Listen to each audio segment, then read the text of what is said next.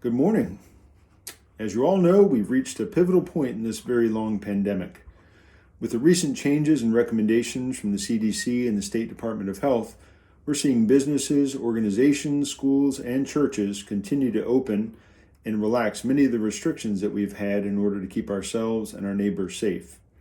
This is mostly related to increasing numbers of vaccinated people in our communities and the fact that the vaccines are even more protective than was thought in the clinical trials. The real-world experience has been that the vaccines are extremely safe and effective, and we're all seeing their benefit. Bishop Lewis released a document last week with revised guidelines for individual churches within the conference, and that recommends that individual churches take a bigger role in determining their own internal procedures and guidelines from this point on. This allows each church to take local virus trends, vaccination rates, all those things into account while making our own plans moving forward. Here on the shore, we've seen a welcome decline in case numbers and a pretty good rate of vaccination, especially in certain age groups. For instance, almost 90% of residents aged 70 to 79 are now fully vaccinated. Increasing the level of immunity in the population as a whole opens more doors for all of us as a church and community. And I'm going to continue to encourage our church family and others to get the vaccine. The Healthy Church Committee, working closely with Pastor Heidi, has worked to keep everyone safe and to continue Market Street's ministry, sometimes in very different and creative ways. There's been no transmission of COVID within the church, thanks to everyone's care and diligence, and we're going to continue that trend, but make some modifications in the plan at this time. Number one, if you are vaccinated, you no longer need to wear a mask inside the church. The risk of catching or giving this after 2 weeks from your last vaccine is close to zero.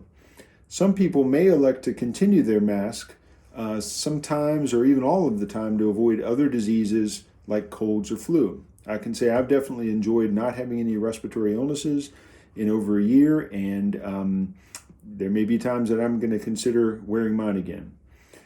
Number two, if you choose to remain unvaccinated, we ask that you do wear a mask while in church to protect other unvaccinated people, especially kids who are too young to receive the vaccine and those who are immunocompromised.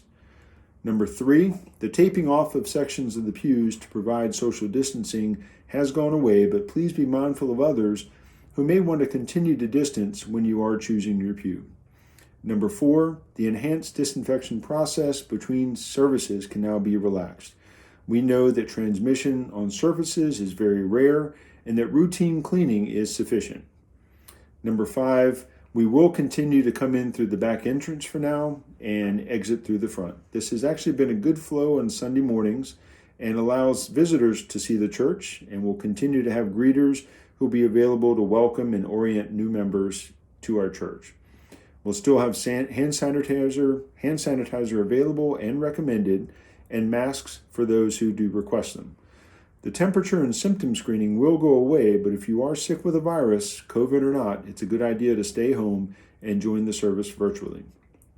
In that vein, Pastor Heidi will continue to stream services using YouTube and Facebook, so church members who cannot come in or still do not feel safe have the option of attending remotely.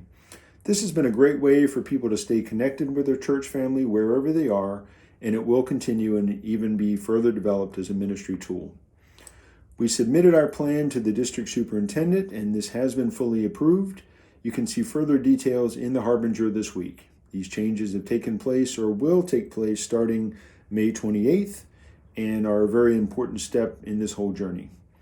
The post-COVID re-entry group, which was formerly called the healthcare team, we'll be meeting to plan how we can start safely sharing meals together, resume Sunday school, increase live music in our church, and many other aspects of our church life in coming weeks. The support and consideration for each other that this church has shown has been really outstanding, and I think we have a lot to look forward to as a congregation as we move forward. As always, if anyone has any questions or concerns or wants to discuss this further or discuss the vaccination, I'm happy to do what I can to get you the information you need. Thank you very much.